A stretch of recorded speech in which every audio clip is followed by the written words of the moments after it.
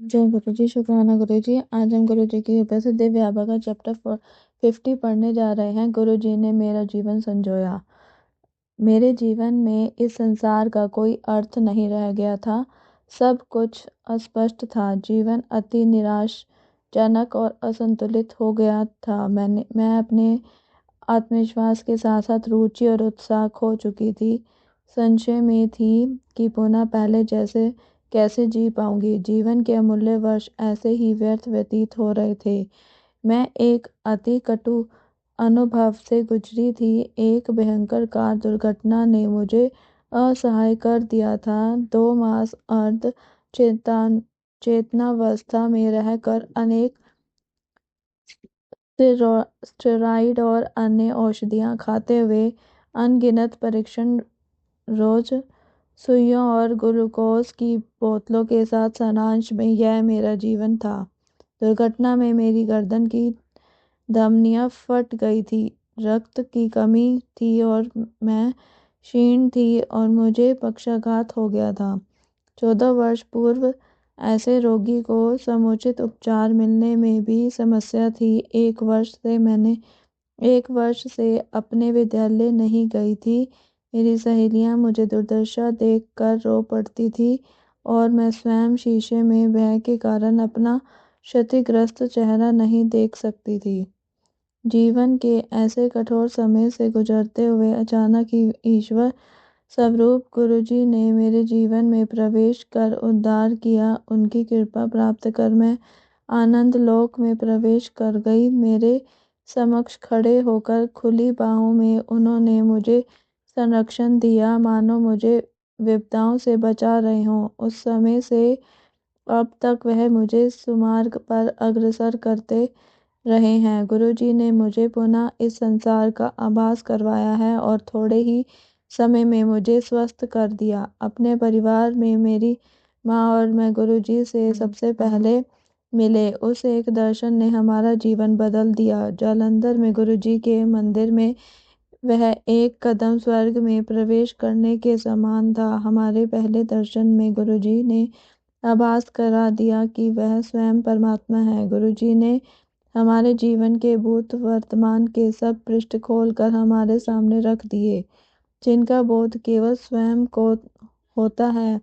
हमें आभास हुआ कि वह इस पृथ्वी पर हम सबको आशीर्वाद देने आए हैं। प्रभु के सम्मुख हम हतप्रभ थे। जैसे जैसे दिन व्यतीत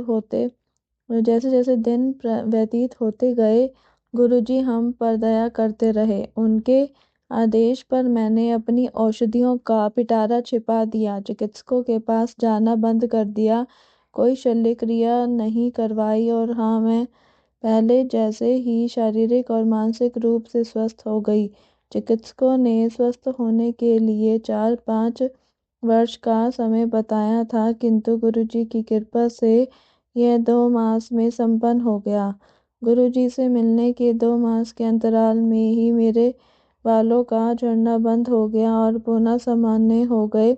मेरी क्षीणता और पक्षाघात लुप्त हो गए। श्रवण शक्ति और दृष्टि भी सामान्य हो गई और मेरा हीमोग्लोबिन 6 से बढ़कर 12 हो गया। चिकित्सकों के परामर्श के विरुद्ध मैंने फिर से खेलना आरंभ कर दिया और परीक्षाओं में अति उच्च अंकों से उत्तीर्ण हुई। इसे क्या कह सकते हैं, केवल दिव्य हस्तक्षेप। और मैंने गुरुजी को पूर्ण समर्पण कर दिया। मेरे जीवन की योजना। जीवन की इस कठिन अवस्था से निकलकर मैंने अगले चरण में प्रवेश किया। गुरुजी के मन में मेरा अध्ययन और व्यवसाय थे। दुर्घटना की वेदना और त्रासदी से निकल कर मैं भी अपने जीवन का मार्ग प्रशस्त करना चाहती थी। मैं ऐसा व्यवसाय करना चाहती थी जिसमें मैं लोगों के दुख दर्द कम कर सकूं और उनकी अनुभूति का अनुभव कर सकूं। गुरुजी जैसा अपने अनुयायियों के लिए करते हैं, वैसी ही रूपरेखा मेरे लिए बनाई हुई थी। गुरुजी के आशीर्वाद और दिशा दर्शन से मुझे बिना औपचारिक अध्ययन किए बेंगलोर के एक महाविद्यालय में भौतिक चिकित्सा के पाठ्यक्रम में प्रवेश मिल गया। मैंने अपनी पढ़ाई सरलता से पूरी करी और उसे समाप्त कर अपने प्रशिक्षण के लिए दिल्ली के सर गंगाराम चिकित्सालय में कार्यरत हुई। मेरे वरिष्ठ सलाहकार देश के सबसे अच्छे नेत्र विशेषज्ञ थे, जो अखिल भारतीय आयुर्विज्ञान संस्थान के निर्देशक भी रह चुके थे। मेरे ऐसे सुनियोजित व्यावसायिक पथ पर गुरुजी ने सदा मेरा ध्यान रखा था। इससे पहले कि मैं कोई योजना बना पाती, गुरुजी ने मुझे भौतिक चिकित्सा में स्नातकोत्तर पाठ्यक्रम करने को कहा। मैंने यह पाठ्यक्रम क्रीड़ा और अस्थि रोग में किया। गुरुजी के स्नातकोत्तर पाठ्यक्रम करने के आदेश के बाद प्रवेश के लिए आवेदन देने के लिए केवल 3 दिन शेष थे। मैंने उनके दिशा निर्देशों का पालन किया और सही कार्यवाही करती रही। इस समय मेरे माता पिता मेरे साथ नहीं थे और मैं घर पर अकेली थी। मेरे नितंब पर एक फोड़ा हो गया, जिसने सूझकर मुझे शैया पर लेटने को बाध्य कर दिया। अकेले और अत्यंत पीड़ा सहते हुए मैं कुछ करने में असमर्थ थी। मुझे विश्वास था कि गुरुजी मेरे साथ हैं। गुरुजी की संगत के सदस्य उन दिनों घर आते रहे। मैं गुरुजी के सत्संग करती थी और घाव भरता गया। चिकित्सक यह देखकर आश्चर्यचकित थे। उन्होंने उसे फोड़ने का परामर्श दिया था, किंतु जिस भांति वह सूख रहा था, उसके कारण से वह अनभिज्ञ थे। जीवन साथी की खोज, यह एक ऐसा विषय था जिसके बारे में सोचने से भी मैं कतराती थी। मुझे इतना कुछ करना शेष था, अपने आप को सिद्ध जो करना था। किंतु मेरे प्रभु गुरुजी ने मेरी भलाई के लिए मेरे जाने बिना ही मेरे जीवन के बारे में सोचा हुआ था। तो 23 वर्ष की आयु में उन्होंने मुझे विवाह करने के लिए 1 माह का समय दिया। यह अवधि मेरे लिए विवाह के बारे में न सोचने के कारण स्तब्ध करने वाली और अत्यंत कठिन थी। तथापि गुरुजी की दया से सब कार्य सहजता से होते गए, जैसे स्वयं ही हो रहे हों। मेरे परिवार के सदस्यों ने वर के लिए, जिसे मैं जानती थी, हाँ कर दी। गुरुजी ने उसे हमारे पास मेरे विवाह से मात्र 10 दिन पहले भेजा था। इस छोटे से समय में विवाह की सब तैयारियां, जो सामान्यतः 2 महीनों में होती हैं, हो गई। गुरु कृपा से विवाह भी बहुत वैभवशाली ढंग से संपन्न हुआ और उसके हर अंग में उनका प्रभाव स्पष्ट था। सब अतिथियों ने वातावरण, भोजन और सजावट आदि की अत्यधिक प्रशंसा करी। विवाह होते हुए गुरुजी ने संगत के एक सदस्य के माध्यम से संदेश भेजा कि हम दोनों जीवन भर के लिए साथ रहेंगे। इससे बड़ी और कौन सी भेंट हो सकती है, जब गुरुजी ने जीवन के सबसे महत्वपूर्ण निर्णय को अपना आशीष दे दिया है, तो चिंता का कोई प्रश्न ही नहीं उठता है। विवाह स्थल का विशेष वर्णन करना अनिवार्य है। सामान्यतः दिल्ली में विवाह स्थल बहुत पहले आरक्षित करना पड़ता है, क्योंकि अच्छे स्थानों की सदा कमी रहती है। यद्यपि मेरे विवाह में समय की कमी थी, उचित स्थान मिलने में कोई अड़चन नहीं हुई। अशोक होटल के बारे में गुरुजी ने मुझे 12 वर्ष पूर्व बताया था, किंतु 11 वर्ष की आयु में मैंने उस पर कोई ध्यान नहीं दिया था। गुरुजी के साधारण से कहे गए वचन भी अनुयायी के प्रति उनके मन की वास्तु स्थिति दर्शाते हैं। मुझे यह भी ज्ञात हुआ कि उनके अनौपचारिक से कहे हुए शब्दों में भी अत्यंत गूढ़ ज्ञान छिपा रहता है और उनको कभी भी सुनकर अनसुना नहीं करना चाहिए। मेरे जीवन का आधार गुरुजी हैं और सदा रहेंगे। मैं ऐसा परिवार चाहती थी कि जहाँ पर वह इसे समझ सके और मेरा साथ दे। मेरी नंद सास और मेरे पति सब गुरुजी में विश्वास रखते हैं। मैं गुरुजी की आभारी हूँ कि उन्होंने यह संभव कर दिया। गुरुजी अपनी कृपा दृष्टि हमारे परिवार पर करते रहते हैं, भले ही वह मेरे पति, उनका व्यवसाय, मेरी नंद, अन्य ससुराल के सदस्य या पारिवारिक शांति की बात हो। वह जीवन के प्रत्येक पहलू को छूते हैं। दूतावास जाए बिना ही वीजा मिलना, संपत्ति के लेख, मेरे पति के व्यवसाय के मार्ग को सरल करना, गुरुजी सदैव हमारे साथ हैं और रहेंगे। परिवार का ध्यान। दुर्घटना के बाद मेरे माता पिता अत्यंत विचलित हो गए थे। उनका जीवन अस्त व्यस्त हो गया था। उन्होंने अपनी बेटी को एक अति कटु मानसिक आघात से गुजरते हुए देखा था। मेरी माँ का जीवन मानो थम सा गया था। उनकी प्रतिक्रिया मेरे इर्द गिर्द घूमती थी। अति सौम्य और हंसमुख स्वभाव वाली मेरी माँ मानसिक रूप से अत्यंत विचलित हो गई थी, किंतु गुरुजी ने मेरे माता पिता को आश्रय दिया जिसकी उन्हें अत्यधिक आवश्यकता थी। उन्हें उत्साह और प्रेरणा दी और उनके जीवन को पुनः रस में बनाया। मेरी माँ की वेदना, जिन्हें उन्होंने अपने जीवन का पर्याय मान लिया था, कुछ ही समय में समाप्त हो गई। मेरे पिता एक सेना अधिकारी होते हुए पंजाब या कश्मीर में अक्सर गंभीर समस्याओं में उलझे रहते थे। राष्ट्र की सेवा में लगे हुए प्राय वह देश के दुश्मनों का सामना करते रहते थे और उनके जीवन को सदा मृत्यु का भय रहता था। मेरी माँ को सदा चिंता रहती थी, पर गुरुजी कहते थे कि चिंता की कोई आवश्यकता नहीं है। उनके दर्शन, स्वप्न अथवा सुगंध के माध्यम से उनके साथ होने की अनुभूति सदा रहती थी। माँ को आश्वासन देते हुए या पिता का संरक्षण करते हुए मेरे छोटे भाई की सेना में जाने की हार्दिक अभिलाषा थी। गुरुजी ने इस विचार का प्रेम और अभिमान से स्वागत किया। उसके लिए शारीरिक परीक्षण की सीढ़ी पार करना सरल नहीं था। वह 2 बार असफल रहा था। चिकित्सकों के अनुसार वह वर्णत था जिसका कोई उपचार नहीं है। गुरुजी ने आश्वासन दिया था कि इस बार वह सफल रहेगा और तीसरी बार। वास्तव में उसमें इस रोग के कोई चिन्ह नहीं मिले।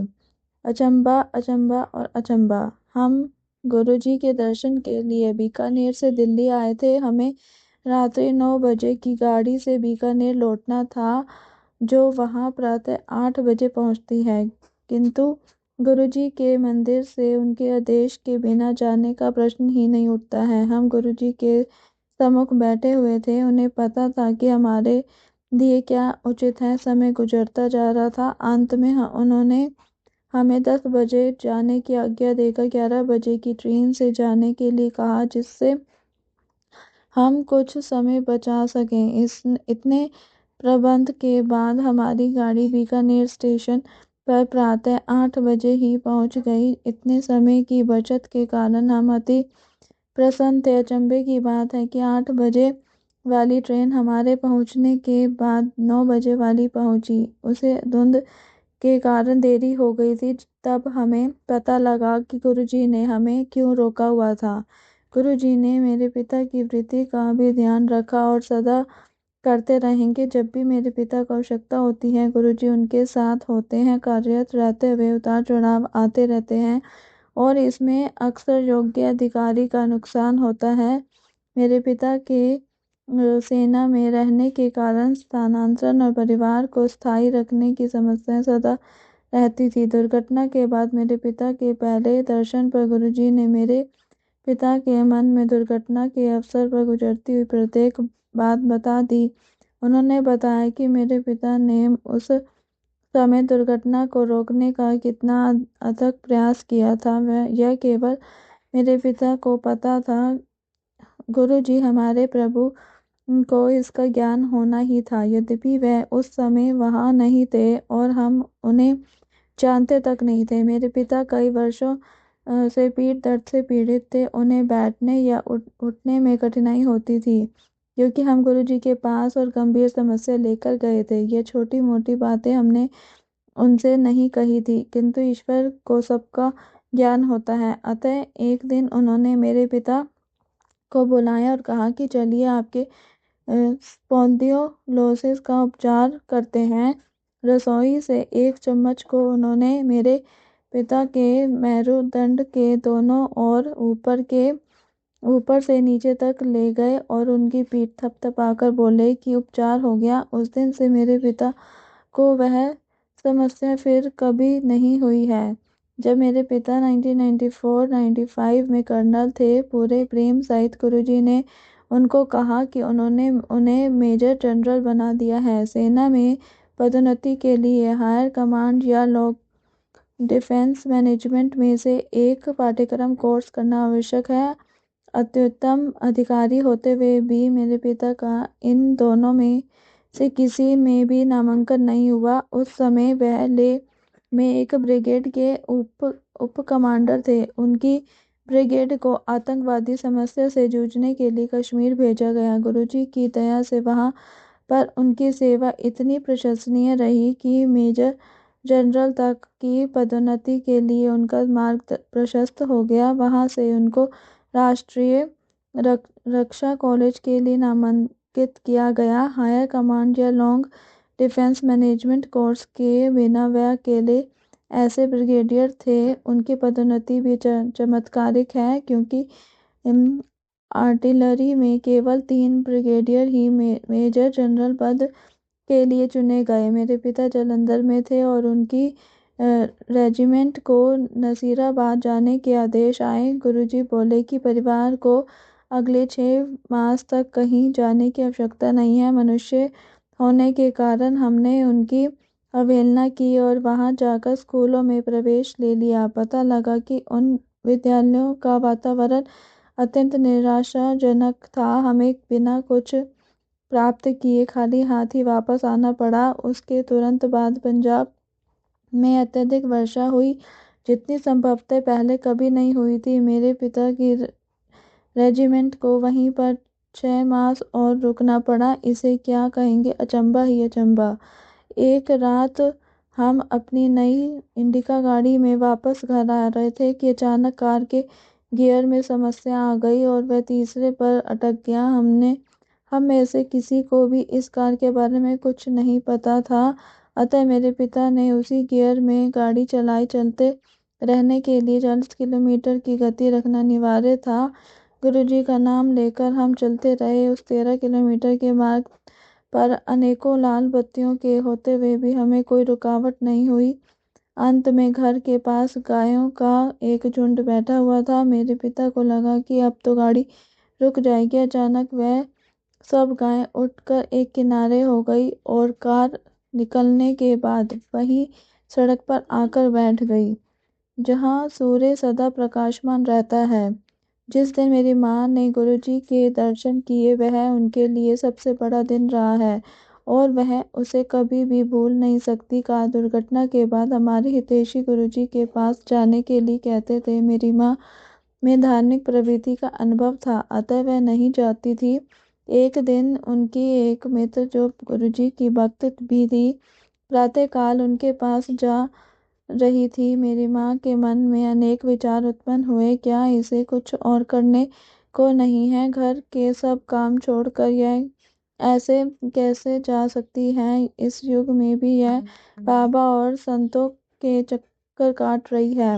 मेरी माँ की वह मित्र मेरी माँ को बार बार चलने का आग्रह करती रहती थी, अतः माँ ने सोचा कि आज उनके साथ जाकर यह काम भी निपटा लिया जाए। मेरी माँ उनके साथ 2 बातों को मन में बिठा कर गई जो वह बार बार कहती थी। पहली की आस्था आवश्यक है और दूसरी की वह सर्वज्ञता है। जब वह गुरुजी के पास पहुंची तो अपने आसन पर बैठे हुए अद्वितीय स्नेह और प्रेम की उस जीवित मूर्ति के दर्शन किए जो नश्वर की श्रेणी में कदापि नहीं थे। कई मास की व्यथा के बाद मेरी माँ ने शांति से सांस ली। उनके प्रथम दर्शन किए वही दिन निश्चित रहा होगा। उनके सम्मुख और अपनी सब समस्याओं से मुक्त हो रही थी।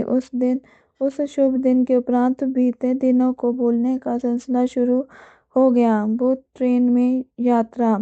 हम गुरुजी के दर्शन हेतु जालंधर रहते थे और रविवार की रात्रि को चलकर सोमवार को सुबह कार्यालय में पहुंच जाते थे, क्योंकि उन दिनों पंजाब में रात को बसें नहीं चलती थी। हम रात को 2:30 बजे वाली ट्रेन पकड़ते थे। एक दिन जब हम गुरुजी के दर्शन कर रहे थे, मेरे पिता को प्रातः 8:30 बजे अपने कार्यालय पहुंचना था, परंतु गुरुजी ने हमें अपने पास बिठाए रखा। ट्रेन का समय निकल चुका था। तब 3 बजे उन्होंने हमें जाने की आज्ञा दी, यह कहकर कि हम ट्रेन जालंधर छावनी स्टेशन से पकड़े। अगली ट्रेन 4:15 बजे थी, जो मेरे पिता के कार्यालय के पहुंचने के समय के बाद ही पहुंचाती। 3:15 3:15 बजे हम छावनी स्टेशन पहुंचे और मेरे पिता टहलते हुए पूछताछ कार्यालय पहुंचे और उस समय बंद होना चाहिए था, किंतु वह खुला हुआ था। उन्होंने जब 4:15 से पहले अम्बाला की ओर जाने वाली किसी और ट्रेन के बारे में जानना चाहा तो खिड़की पर बैठे हुए लिपिक ने उत्तर दिया कि एक विशेष ट्रेन सिग्नल होने की प्रतीक्षा कर रही है और वह अम्बाला जाएगी। मेरे पिता ने हम सबको जल्दी से अंदर बुलाया और उसी समय उस ट्रेन ने भी प्लेटफॉर्म पर प्रवेश किया। हम शीघ्रता से ट्रेन में सवार हुए तो देखा कि डिब्बा बिल्कुल खाली था और संभवतः पूरी ट्रेन भी खाली ही थी। सुरक्षा के लिए हमने डिब्बे को बंद कर दिया। जब ट्रेन चली तो उसमें कुछ भी सामान्य नहीं था। जालंधर से अम्बाला तक की यात्रा उसने इतनी तीव्र गति से पूर्ण करी मानो वह पटरी पर नहीं अपितु हवा में उड़ रही है। जब कुछ ही घंटों में हम अम्बाला पहुंचे और मेरे पिता ने स्टेशन मास्टर से पूछा कि वह कहाँ जा रही है तो उसे उसके बारे में कुछ भी ज्ञात नहीं था। कल्पना कीजिए कि एक स्टेशन मास्टर को अपने स्टेशन पर आई हुई ट्रेन के गंतव्य के बारे में कुछ पता नहीं हो। स्टेशन से बाहर निकलते ही हमें चंडीगढ़ की बस मिल गई और उससे हम 40 मिनट में ही वहां पहुंच गए। वहां पहुंचकर उसके चालक ने बस अड्डे न जाकर यात्रियों को एक गोल चक्कर पर उतार दिया, पर किसी भी यात्री ने विरोध नहीं किया। बस के इस बदले हुए मार्ग से हमें पिता के कार्यालय के निकट ही उतरने का अवसर मिल गया। मेरे पिता ने चालक से विनती करी तो उसने 15 मिनट के बाद हमें चंडी मंदिर के द्वार पर उतारा। जब मेरे पिता ने मुख्यालय के वाहन विभाग में फोन किया तो वह सोच रहे थे कि वह अति शीघ्र उनके चालक को ढूंढकर उसे भेज देंगे, जिससे उनके समय की बचत हो जाएगी, किंतु दूसरी ओर से फोन उनके चालक ने ही उठाया। जैसे जैसे सब परिस्थितियां स्वतः ही ठीक होती गई और मेरे पिता अपने कार्यालय ठीक समय से पहुंच गए। हमने गुरुजी को धन्यवाद दिया। अगले सप्ताह जब हम जालंधर पहुंचे तो गुरुजी ने मेरे पिता से पूछा कि उन्हें वह भूत ट्रेन कैसी लगी थी। तब हमें पता लगा कि यात्रा का समय इतना कम कैसे हुआ था। दिव्य हस्तक्षेप गुरुजी महान है। संक्षेप में यह मेरे और मेरे परिवार के संस्मरण है। हमारी ओर से क्या आवश्यक था? केवल आस्था और समर्पण। क्या उसकी आशा करना बहुत अधिक है? गुरुजी हमारे सम्मुख हैं, वही परमात्मा है। समय रहते हम इस तथ्य से अवगत हो जाएं तो अच्छा रहेगा। हर मिनट हर सेकंड चमत्कार से परिपूर्ण है।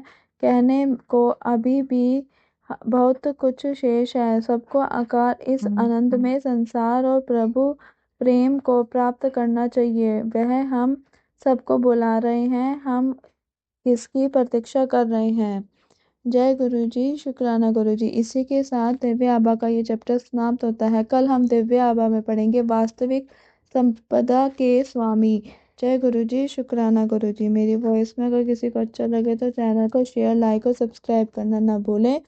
ओम नमः शिवाय। शिव जी सदा सहाय। ओम नमः शिवाय। गुरु जी सदा सहाय।